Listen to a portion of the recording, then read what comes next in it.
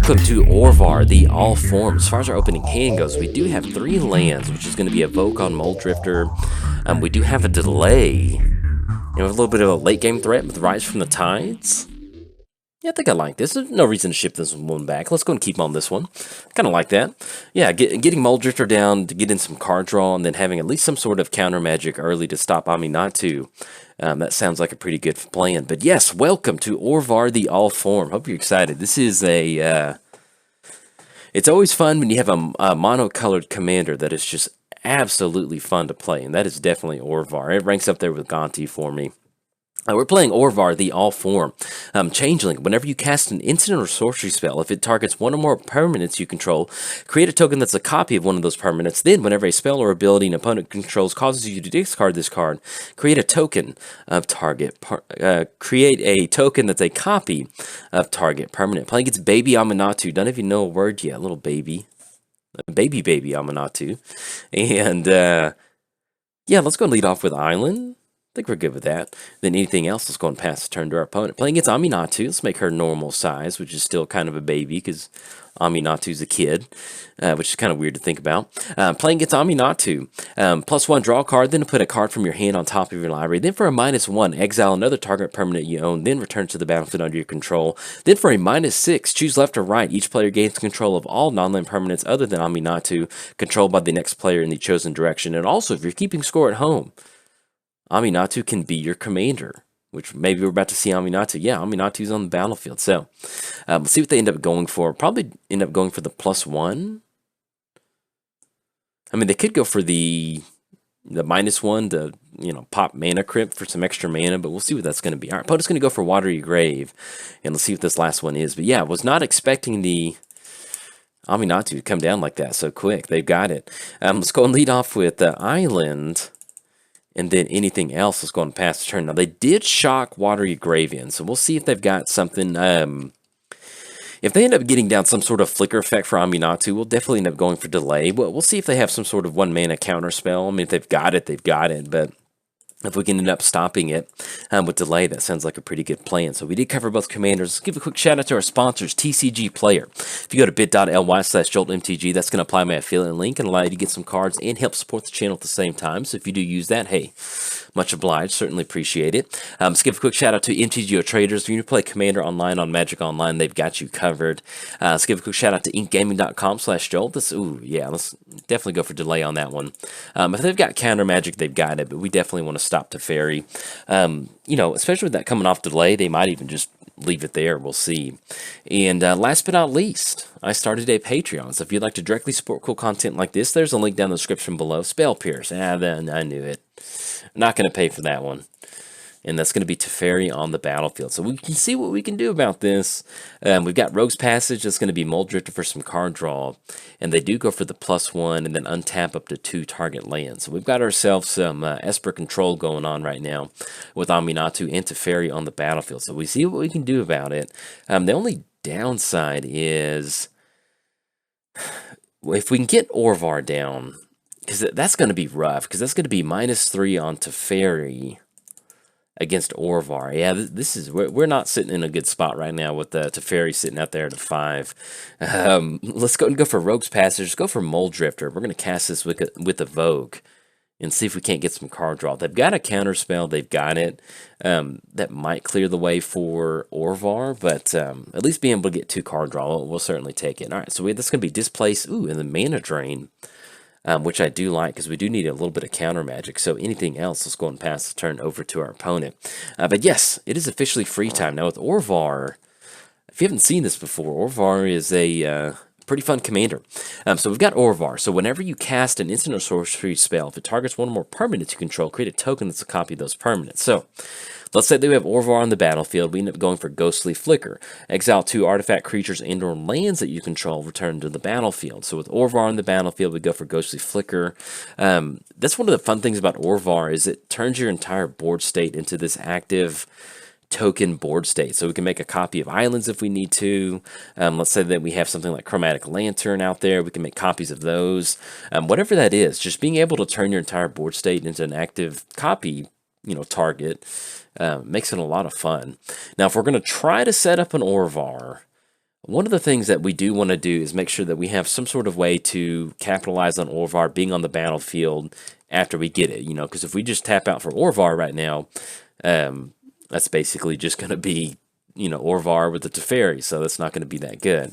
All right, so anything else? Yeah, we're simply just going to go and pass the turn. So what we need to do is the sweet spot right now is getting to 7 mana, potentially 9 mana to leave up mana drain to make sure that Orvar does stick around. Now here's the downside. We are looking at Teferi getting to that ultimate pretty quick with that -8. So what we can do with Cryptic Command is, our opponent has no creatures out there. We do have the counter option with Cryptic Command. We do have return target permanent to its owner's hand. So what we can do is if we want to try to set up an Orvar, we could go for Orvar. Oh, look at that. Look at that sequencing. That is the stuff dreams are made of. Opponent's going to go for a Misty Crack. In response, go for Tithe. Then get the land on the battlefield. That's some good magic right there. I like seeing that. Good sequencing by our opponent. But yeah, just being able to get Orvar down. Even if we Cryptic Command send Teferi back, we're still looking at them just getting rid of Orvar. So we definitely want to get to a spot where we have some extra mana. And one of the best ways that we're going to be able to do that is being able to find something like Mana Crypt or Soul Ring, or just get ahead on mana as quickly as possible. They do have 7 cards in the hand. We do know that 2 of those are Scrubland and Tundra, and have they played either one? They have not played either one, so at least know that 2 of them, and that's going to be Gataxian Probe. Yeah, that's okay. We gotta let that one go through. That's a little bit of a bummer. So they know exactly what we have in the hand now, and they know how to play around it. So we'll see if we want to try to set. We might end up trying to set up a Cryptic Command if they don't do anything this turn and simply just pass the turn. Then we probably know that they've got some counter magic in there, because then they'll be seeing that Cryptic Command line of play coming from a mile away. So we'll see what we can assemble. Let's see what they end up going for actually. Alright, opponent's going to go for an Aminatou activation, draw a card, and put a card back on top. I still think at this point, we still try to end up going for Cryptic Command, bouncing it back. I mean, if they've got counter magic, they've got it, but I feel like we need to go for Cryptic Command, just because next turn that's going to be -8. I guess technically we can wait for the -8 to get on there. They can go for the +1 and then wait for the -8, but that's going to be an extra card draw.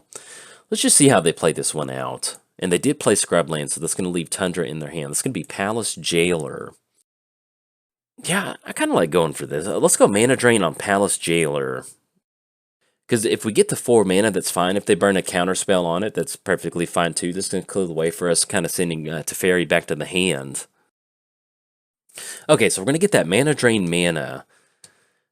And yeah, we still got an extra turn on Teferi. They're going to be able to tap 2 lands. I guess technically we can wait on Mystium as far as getting that island back down. Yeah, we're cool with that. Alright, so it's going to be the Teferi trigger, untap 2 lands. And then we run into War Room. So that's going to add 4 mana to our mana pool. Let's go ahead and crack Misty. Let's get Island onto the battlefield. Let's go for Island Sanctuary. And we can put an instant or sorcery. Let's put Mana Drain back on top. Let's go for Orvar. Okay, so we do end up getting Orvar to stick. And let's see. So we've got 1 mana floating. We can end up going for Ghostly Flicker.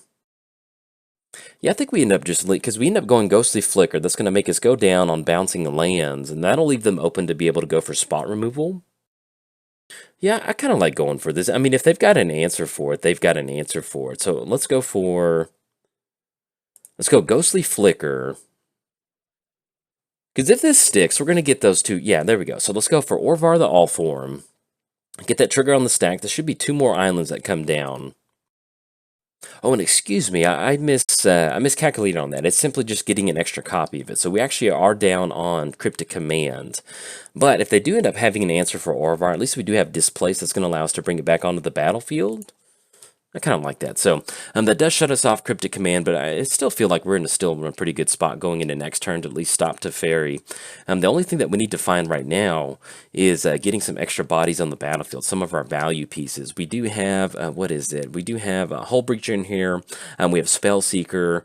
Just being able to get these into the battlefield style effects where you get to search your library for something it really does help you out as far as building up some sort of board state as for trying to close the game out. So let's see what opponent's going to be tapping down for Esper and 4 mana.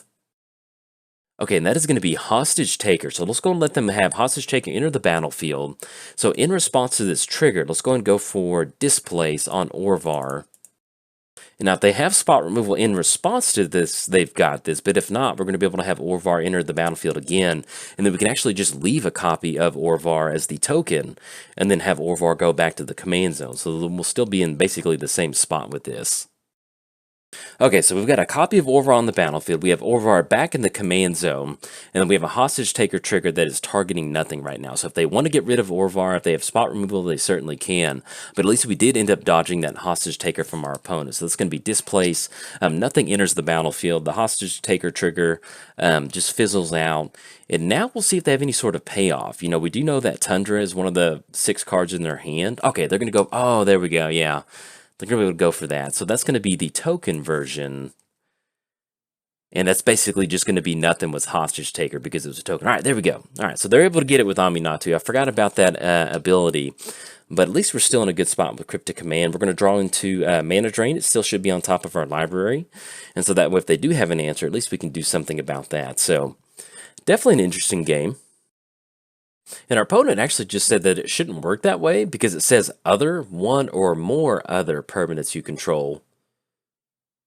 I don't know if that's a bug or if that's how it's supposed to work, but kind of look into that after the game. So we'll see what's going on with that.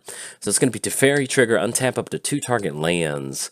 And then, yeah, hop in the comments if that's correct. I mean, when I'm doing Magic Online, we just go for the spell and if it resolves, it resolves. You know, something like that. We'll see if that ends up being the case. So, all right, so let's go War Room. Make the land drop for the turn.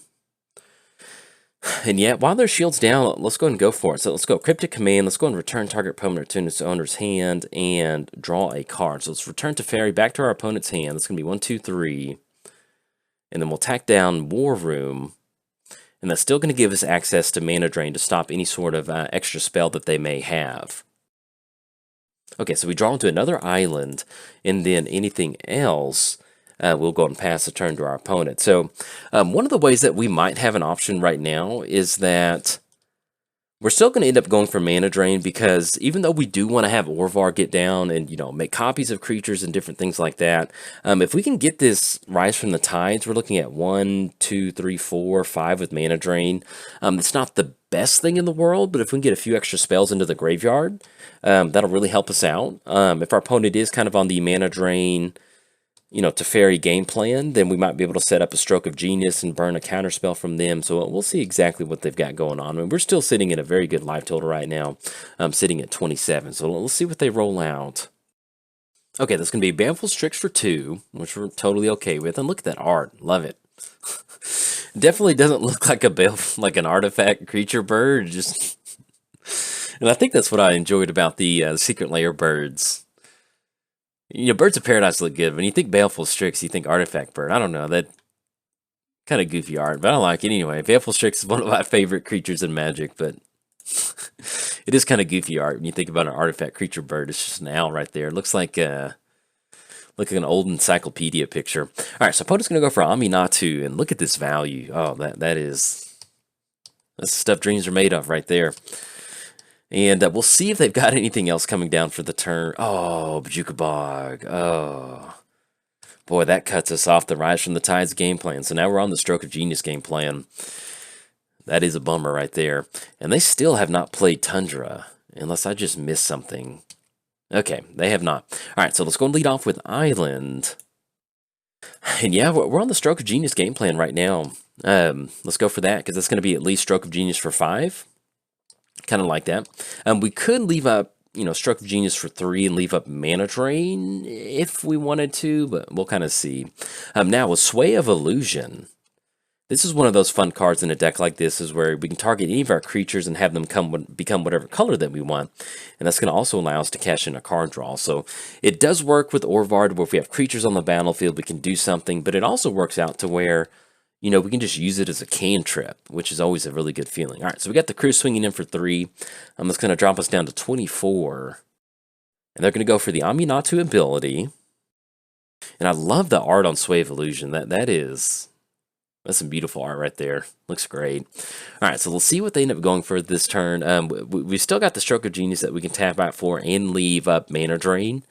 They're going to go for Teferi. If they feel confident going for Teferi and they leave the door open for us to go for, Mana Drain, then I feel like they've got a counterspell. With them passing, I feel like we can go for the Stroke of Genius. So let's go and target ourselves. We're just going to put this all on the battlefield right now. Not even worry about Mana Drain, because we're going to save Mana Drain for Teferi once that does end up happening.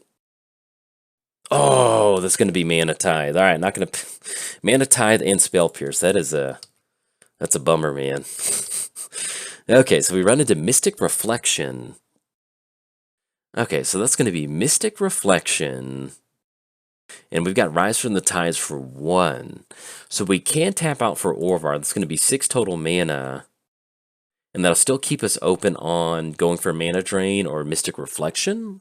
I think I kind of like that. Yeah, let's go for it.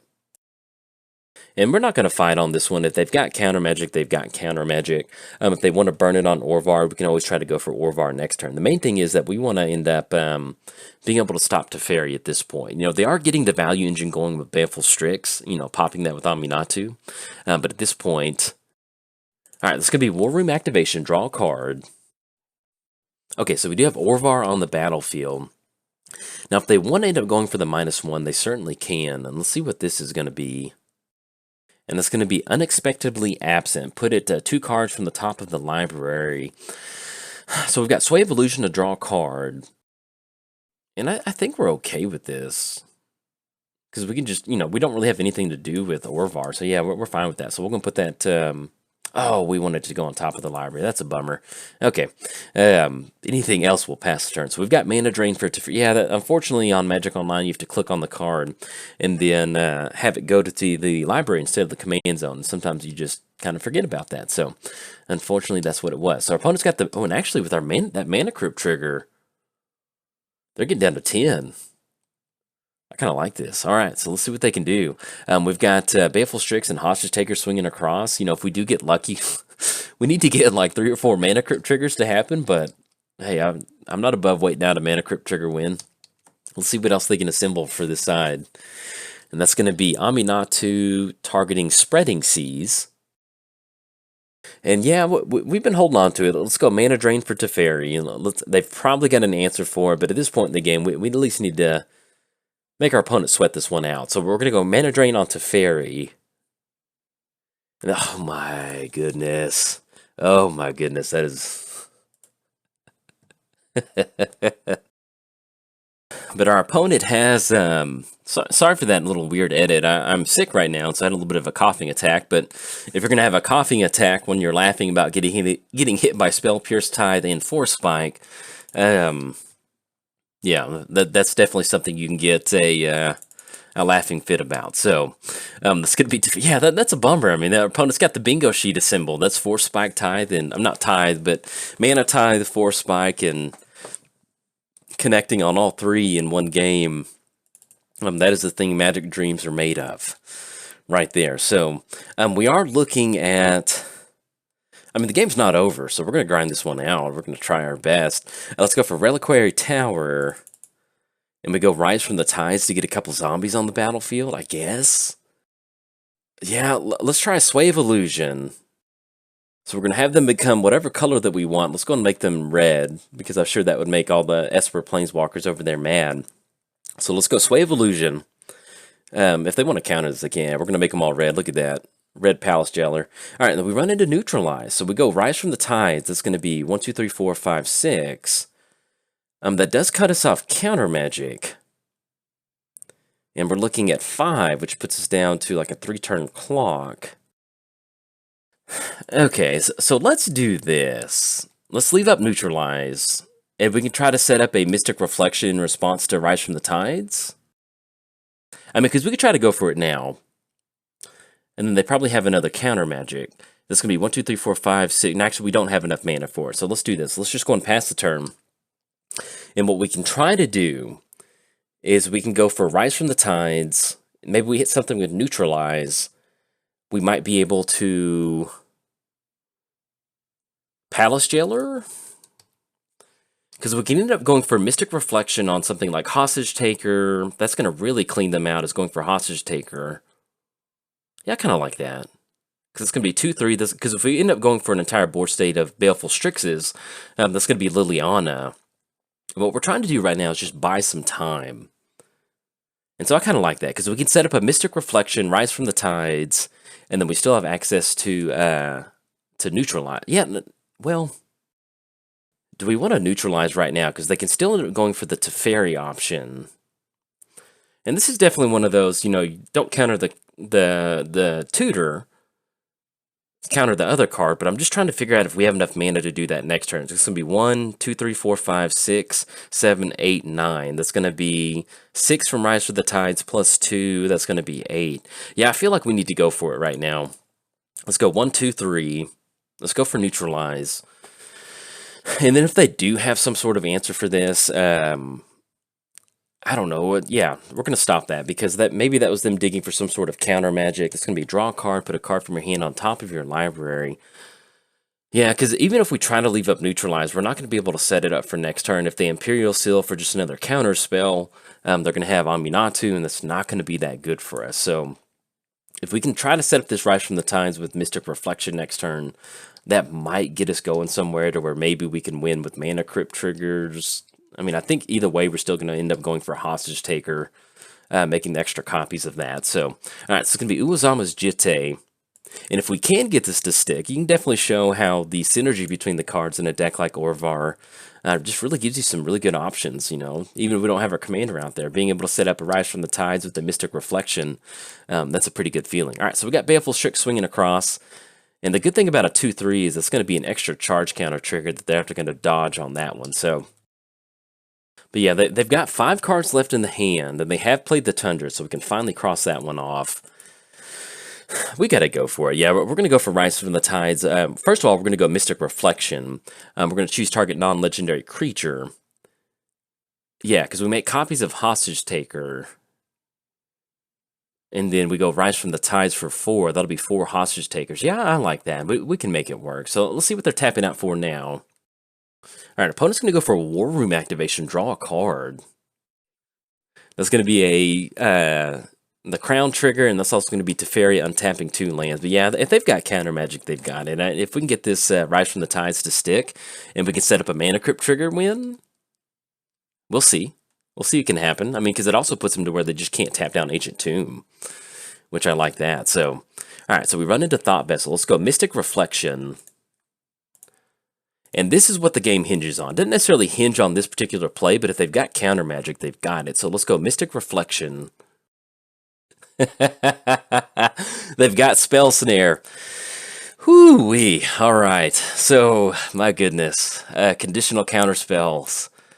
You hear counterspell.deck, but then you hear about conditional counterspell.deck. You've never heard of that one, and it is real. All right, so we've got Thought Vessel. If we go Thought Vessel, oh, that's a bummer. 1, 2, 3, 4, 5. If they've got another 4 spike style effect, so be it. Let's go for Thought Vessel. And then we'll end up going for Rise from the Tides. My goodness, that is... yeah, I mean, be going to sleep tonight. My wife's like, what? Why aren't you sleeping tonight? I'm just going to be having flashbacks of Spell Pierce, Mana Tithe, and a Spell Snare. A perfectly timed Spell Snare. So, all right, so we'll see if this Rise from the Tides is good. If they've got another counterspell, they've got it. We still have a way to close this one out. If they lose Mana Crypt trigger, it's going to drop them down to 2. They can't go for Ancient Tomb anymore. That's going to be Days. Okay, all right. No, we can't pay for Days. We didn't play around Days. All right. Pass the turn to our opponent. I cannot tell you how much we need this Mana Crypt trigger to go. Let's see. Oh, our opponent won the flip on this one. Okay. Whew. I know, I guess technically we shouldn't have gone for Thought Vessel, but yeah, didn't play around the Days on that one. All right, so we got the Liliana trigger. We got Teferi coming down. Let's see what we draw into for next turn. If we can... Yeah, I don't know what gets us out of this one. Let's see what our opponent does for the turn. Whew. And our opponent did end up going for the Aminatou Hostage Taker Thought Vessel line of play. So, yeah, I had to take a quick breather right there. You know, we were going for Thought Vessels. Like, surely you don't have another Force Spike style effect, but I wasn't even thinking about days on that one. So there we go. All right, so let's see what we draw to for the turn. But hey, that's what makes Magic fun sometimes, because when you're our opponent, and you've gotten those counter spells to work like that, oh, that's the best feeling in the world. It's great. I'm definitely not hating on our opponent. They've got them in the deck. They're legal in Commander. And so I know our opponent's on cloud. I would be on cloud 9 right now, getting so many of those conditional counter spells to stick like that. That's a pretty good feeling. So hey, that's what makes Commander fun. See what we draw into. That's going to be Arcane Denial. All right, so we're looking at Orvar. That's going to be 8 total mana. We've got 1, 2, 3, 4, 5, 6, 7, 8. Yeah, that's going to cut us off. So anything else, let's go and pass the turn. We are looking at Uzama's Jitte triggers. That's going to be +2. That's going to be 8. That's going to be 9, 10, 11. That's going to be just enough for lethal right now. We're still going to make them play this out. And we'll see what this last bit is. That's going to be Miscalculation with a cycle. If they're cycling that for 2, then I feel like they've got some other counter magic in there. But yes, wonderful showing by Aminatou from our opponent. Opponent's guided if they end up going for the Uzama's Jitte trigger. Let's see if they get the... Oh, they won the flip. All right, good game to our opponent. They've got it on this one. That was beautiful sequencing, beautiful Esper control on that one. You know, it wasn't a ton of spot removal. It wasn't a lot of board wipes. It was just, you know, waiting for your opponent to tap out and counter some stuff, and they certainly got it on that one. We got a Teferi swinging across, not swinging across, but a Teferi getting very close to an ultimate. But if they send in the entire crew and pump up Uzama's Jitte, then they certainly have it on this one. We're going to make them play this one out. Never know. You know, maybe they're a little bit cautious in swinging in. They definitely don't know what this last card in our hand is. But going back to that line of play with, just to kind of showcase how good Mystic Reflection is, choose target non-legendary creature. Next time one or more creatures enter the battlefield, that enters copies of the chosen creature. I mean, just imagine, you know, just being able to get a hostage taker to stick. We go for Rise from the Tides. At that point, it would have been, I think, 5 zombies on the battlefield. So we end up with 5 hostage takers. That's going to be us like cleaning out the entire board state of creatures. That's going to be us cleaning out all their artifacts. Mystic Reflection is definitely one of those, you know, if you're playing blue in Commander, I would almost put it in there, because there's a lot of times where if your opponent goes for a Commander and they don't have a way to interact with Mystic Reflection, you can have their Commander enter the battlefield as some just random creature on the, you know, some other random creature on the battlefield. And so being able to try to set up a Mystic Reflection with Rise from the Tides, that's the stuff Magic dreams are made of. So would have been cool to see it. I remember last time I had Mystic Reflection online, and I think my opponent was playing like an all legendary deck. And so it was just like, oh, I've got this sweet interaction, but I can't use it yet because there's just a bunch of legendary creatures out there. So see what our opponent's going to end up going for at this point. If we can catch something with Arcane Denial, we certainly can. National Geographic Baleful Strix pumping up with Uzama's Jitte right now. So that's going to be 2. That's going to make it 5. And that's going to be 9. Let's see what else. If they're going to take those last 2 charge counters off, they're going to equip that onto Hostage Taker. Okay, I like this. They're going to be diversifying the Uzama Jitte triggers, which is certainly a very smart thing to be doing. Okay, so we got the crew swinging in. We're going to go to combat, because right now that's only 9. There's going to be another pump, and that's going to make it 9. That will be exactly just enough for lethal. And so, with that, we're going to toss over the good game to our opponent, because all we have is an Arcane Denial, and that is going to be just enough. So we're going to pass the turn. There we go. Good game to our opponent on this one. They definitely got it, you know. Mana Tithe, Spell Pierce, Daze. These are all legal cards in Commander. Our opponent's running them in there, and they're able to capitalize on us tapping out. So hey, good game to them. But anyways, wasn't the best Orvar showing out there. But when they got off to that quick of an Aminatou start, we were definitely going uphill the entire game, and so that made it really hard for us to get anything moving with Orvar. Pretty much the only way that we were going to win this game is pretty much it hinged on Mystic Reflection on Hostage Taker and Rise from the Tides, just clearing their board state out and just hoping that they lost some Mana Crypt triggers, but unfortunately we couldn't get that going. So anyway, good game to our opponent. It was extremely well played by our opponent. In fact, if you're a fan of Control, hey, that was a very good showcase. But anyways, if you enjoyed the video, hey, like and subscribe. Thanks. Bye.